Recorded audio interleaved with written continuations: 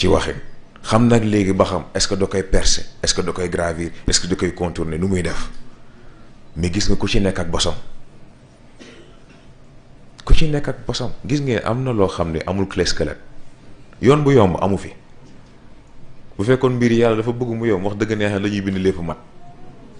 waaye comme defu ko dafa am lu muy xaar ci ñun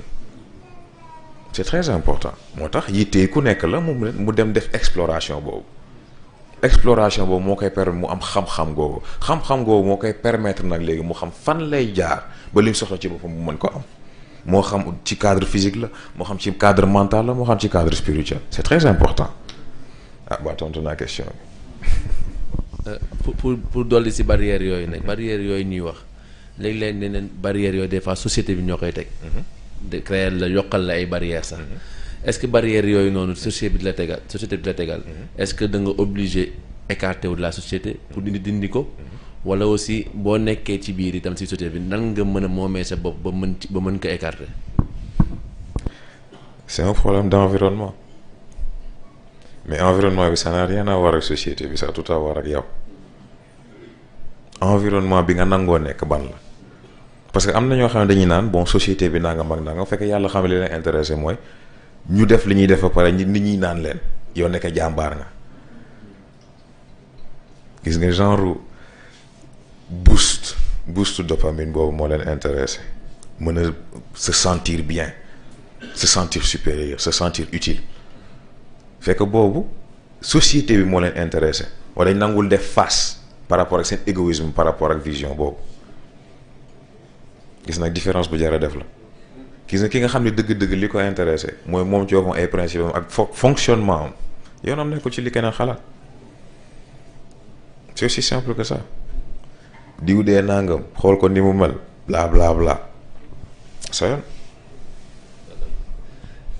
da nga ne si cours bi passé que ni besoin yi ak envie yi sax ay illusion lañ. léegi kon nan la ñuy mën a écarter illusion yooyu noonu. décider ko xam nga lenn xas nga ba xam ni mbir yi nii la demee bëggatoo mu demee nii te si yow la aju mais jëlal décision bi jëlal décision exécutive lii nangootuma ko et puis voilà tu passes à autre chose fekk nanguwoo def loolu c'est-à-dire que fekk nanguwoo détacher sa bopp ak problème bi mais noo ko bëgg a régler ce n'est pas possible mais nag nangoo def en fait soo boobu nangoo def décision boobu nangoo engagé wu ci chemin boobu looloo jafe parce que nit wala boog doomu aadama li mu gën a bañ mooy regaaru keneen ni ko keneen di gisee daf ko jaaxal daf ko yitteel fekk nag moo ngi ci logique boobu mais dëggu yàlla est-ce que dina ko intéressé parce que nit ñi bu ñu waxee lii yàlla wax lële est-ce que dafa tax dëgg gi toxu déedéet kon nag bu fekkee réellement li la intéressé mooy nga jëm kanam te mu wóor la ne jëm kanam gi ci yàlla rek la mën a jaar il faut nga jël sa décision est-ce que société bi ni mu la gisee moo la intéressé ou est-ce que yàlla ni mu la gisee moo la intéressé moo tax alku il faut que mu am benn da ngay alku ci bëtu nit ñi jot ci yàlla wala nga alku ci bëtu yàlla jot ci nit ñi. dañuy jàpp ni li ñu naan nit dafa am ay besoins yu naturels yu mu war a def. influence société bi la influence négative société bi la. mais nañ ko xool déjà ci lekk. lan lañ ñuy wax 3 repas par jour mais c'est pas prouvé ce n'est pas prouvé ce n'est même pas fondé nit soxlawul 3 repas par jour et pourtant tey boo génnoon fii nit ñi bu ñu lekkati 3 repas par jour yow sa bopp la ñuy def repas c'est ça pour wax la ne en fait malheureusement nit dafa am mécanisme boo am c'est-à-dire que nit bëggul dégg dëgg dafa bëgg dégg li mu jàpp ba pare ñu waxat ko ci beneen façon rek kon nag foofu dëgg intéressé woo ko confort de pensée moo ko intéressé te loolu dafa jar a moytu mais nag nangoo def étude boobu mooy wax ci di nga gis comme li ma wax léegi 3 repas par jour nit soxlawul 3 repas par jour ñu ne la il faut prendre minimum 3 litres d'eau par jour am na ñoo xam ne soxla nañ lu ëpp loolu ndax xamoo seen yaram li ci yàlla dëxëñ yëpp am na ñoo xam ne mën nañ naan 10 litres par jour loolu dara ci ñoom et pourtant techniquement à partir de 5 litres d'eau ci sa biir yaram waroo survivre ndax ndox bi dafay dem ba diluer en fait xorom bi ci sa deret baa jiwuma docteur baa jiwuma waaw voilà boo ko xasee ba dilué nag la complication yi dugg gis nga yii yëpp ay façon la mën a xam nag yow exactement sa fonctionnement nu mu demee gis nga loolu lay wax ci nangoo def mbir boobu nangu gi c'est là où tout réside xam nga buñ ne bu for yombee sëgg jafe foofu lay dellu gis nga lii may expliquer yëpp mën naa ko expliquer mën naa joxe lépp waaye nit ki moo war a nangoo def le premier pas foofu rek la dellu. Li nga notion de différenciation. C'est important. Mais comment différencier une absence de conscience et le sommeil profond de la conscience? L'absence de conscience, elle est choisie. Le sommeil profond de la conscience, elle est subie.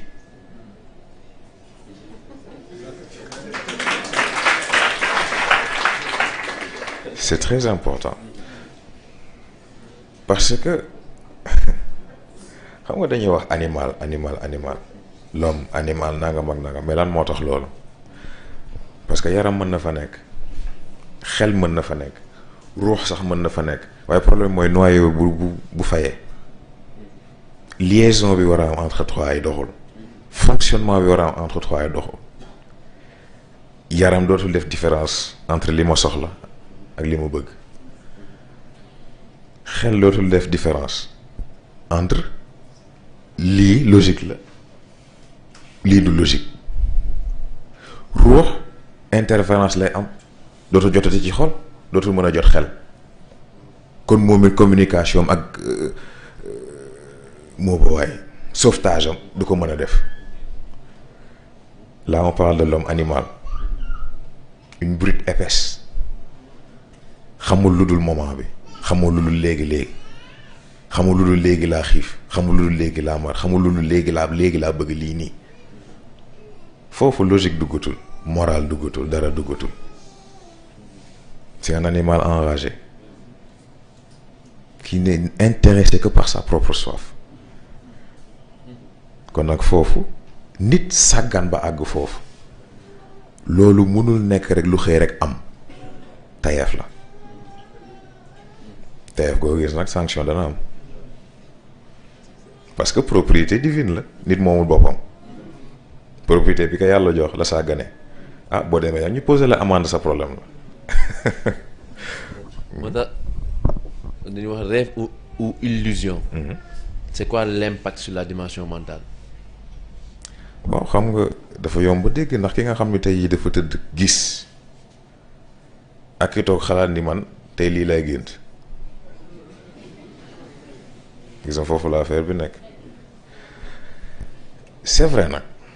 dana am élément yoo xam ne ci sa biir journée wala ci sa biir pensée wala yu mel noonu mën na am impact nag léegi ci boo tëddee li ngay gis mais l'essentiel mooy bul ko dénaturer dans le sens où bul xëy ne ah bon gis naa nangam waaye bu nekkoon lii mooy gën a neex loolu fabrication la li ma jaaxal ci loolu nag mooy ki nga xam ne léegi jàpp ne bu fabriqué ba pare mën na ci nax yàlla c'est ça ndax dëgg xas na ba teg yàlla dëgg gi la yore nga ñëw ne da nga koy nax ne ko noo demeewul nii la demee ah dina doy waar de te xam nga yàlla sax laa wax waaye ñi yàlla baaxee boo yaakaaree mën nga ñëw taxaw ne leen ah bon nii la demee xam nga dañ ciy waxtaan ak Pape Cheikh Sarr mi ñuy waxtaan ci perception ma ne ko pourtant est-ce que xam nga ni mag ñi li tax wax leen lu dul dëgg jafe mooy gis nga nit bu taxawee seen kanam les 3 premières secondes xam nañ nit ki ci kaw ba ci suuf yi ko composé li xelam di fonctionner yan outils la ko yàlla jox lan la mën lan la mënul mais mieux que ça à gauche lépp li jot a jàll ci dundam tout son passé nii seen kanam à droite lépp luy ñëw ak point d'intérêt yi fan lañ war a mën a intervenir léegi kan moo mën a yore loolu pare nga naan don xaaral ma ñëw kii dama koy këpp ndox mënul nekk. da leen jox fiche récapitulatif nit ki. exactement. defe naa loolu lay waral Cheikh Abdou Aziz Dabakhiyin bi mu wax ci nit kuy wax sa xadis yonent bi. dañuy gis ni leer bi génn sa gémmiñ. ñoom seen bët day jël loolu yëpp. dañuy wax ni choix. question de choix. nit bu ko defee dañ naan xel yi mooy wax. dañ mel ni xol da si duggaale. bien sûr loolu parce que déjà sax xol dafa bëri ay façon yoo koy déggee ndax xol en tant que tel maanaam xol bi nga xam ne waxuma sax organe bi mais xol bi nga xam ne foofu lu ruux rattaché bokkul ak xol biy sopp bokkul aussi ak xol biy bëgg ndax mbëggeel ak cofeel bokkul c'est une très grande différence parce que xam nga ay mbëggeel ay nobel ak yooyu yëpp ay façon nax sa bopp la ay construction mentale la sa xel sa nafs mooy naan lii bëgg naa ko waaye comme xam na ni mënul nax xol ndax xol moom doxewul raison li ko ruux inspiré moom loolu lay doxal kon il faut que mu créer même stimulus bi même signal bi nga xam ni moom nga miin ci mu jóge ci xol googu nga xam ni lu mu xas ba dicté nit ki immédiatement amatul xel amatul xol amul dara exécution rek ndax fi mu jóge ci moom mu wóor mais mën a copier signal googu nag mooy wax ci bu ko xasee ba copier nag léegi nit dana jël loo xam ni mbëggeel la wala bëgg-bëgg wala xemmeemte la sax jël taf ko étiquette cofeel wala leneen mu yaakaar nag léegi lii mooy léppam ci lii la war a concentrer léppam ci lii la war a def léppam et pourtant da koy def dugg ci kàmb yàqu parce que def différence entre différents signaux yooyu c'est très difficile surtout bu fekkee defoo effort bi tax nga mën a xam loolu ci sa bopp c'est un travail difficile moom c'est pas un travail simple parce que mën a xam nga li ñuy wax naan sa noon moo la mën a xeex waaye sa xarit moo la mën a trahir c'est le même principe nafs dafa bokk ci yow xam na ni ngay fonctionner ba pare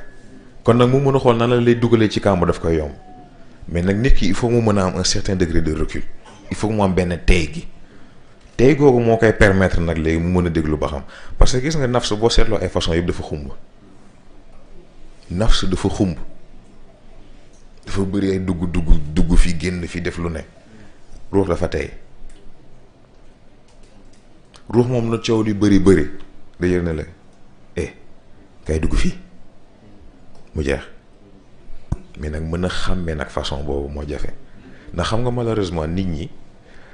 xam nga da nga koy seetlu sax ci yenn question yi da nga gis ko poser question nga xam ne problème am du problème mu compréhension wu question bi mais problème mu compréhension boppam la amul bay mën a comprendre question bi xam nag léegi éléments yi question bu nekk fii la wala fii la tàmbali wala fii la yam ce qui fait que problème am mujj gi lan la lii ngay tudd boo nee xel lan nga bëgg a wax parce que moom sax xamul fan la xelam tàmbaleeg fan la yam xamul fan la yaramam tàmbaleeg fan la yam xamul fan lu ruuxam tàmbaleeg fan la yam boo ko neewoon tey ji lan mooy ruux dalay xool dalay jox rek benn définition sommaire nii rek waaye du la wax ni exactement ruux lii la ndax musul jot ci moom gis nga yooyu yëpp nag c'est dommage c'est dommage parce que waxuma sax nit àgg ci yenn niveau d'évolution yi mais rien que communication entre ñett yi rek yar na ku nekk c'est extraordinaire. kon si éducation boobu noonu mooy waral soit nafs bi di conditionner xol bi wala xol bi di conditionner yaram bi kii nafs bi. pas xol bi wala boog ban xol ngay wax ndax xam nga bu ñu nee xol comme ni ma ko waxee léegi xol biy sopp ak xol biy bëgg bokkul bëgg-bëgg ci xel la aju day mel ni tey jii nga ne nga gis ko la neex xam nga naxe bi fan lay commencer ba nga ko xasee ba bëgg da nga koo bëgg a bëgg da nga koo bëgg a bëgg gis nga xas na loolu xas na ba am gis nga processus mental bi nii lay demee boo xasee ba jël apparence bi da nga koy accrocher benn valeur morale bi ak benn personnalité bi ndegam sax nit ki xam nga ko gis nga à partir de foofu scénario am lëmb ngay bind kii non nii la mel nii la war a mën a mel nangam ak nangam bind ba mu mat bind ay téere sax nga xam nga problème bi fan lay nekk boo dajeek moom melul noonu moo tax da ngay xëy bëgg xëy mu dem tegewul ci dara loolu li nga bëggal sa bopp ay Nobel ak yooyu yëpp même système bi la c'est juste que bu si nekk nag léegi ak longévité bi muy am mais yëpp ay façon illusion la mais lépp ci xel la aju. xol bi sopp ajuwul ci yooyu yëpp. xol bi sopp mooy li nga xamante yi moom mook ruux bi c'est une connexion directe moom mooy en fait ambassade ruux ci biir yaram. xol boobu amul logique amul dara moom message la message bi xas na egsi moom jottale na ko pare na ci. ay yëg-yëg ak yooyu yëpp fa lay dugg ay yëg-yëg ak yooyu yëpp fa lay dugg ce qui fait que moom signal bu mu xas ba jot da koy transféré. wax ji mooy nafs nag léegi xam nga góor gi moo ngi koy jàppale ni moom xaritu rebelle yi la gis nga foofu la problème bi ne nekk ndax moom day intercepter signal bi copier ko bu ko copier nag léegi moom suba xam na fan la lay jaar gis nga moo tax ne yar nafs am solo boo ko yaree mu mat la compagne boo ko yarul mu yàqal la lépp c'est tout.